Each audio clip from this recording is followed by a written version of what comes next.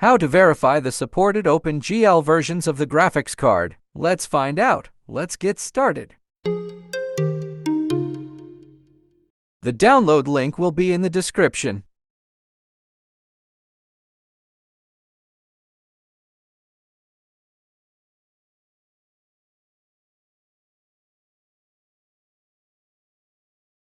Click here to download.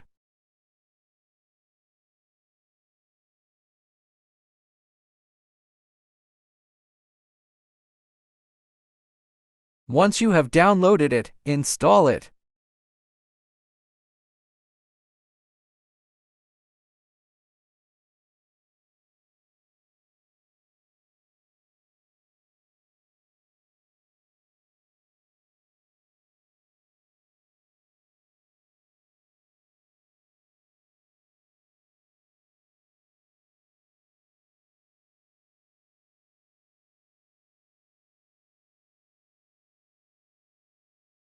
The installer can now be deleted after it has been installed.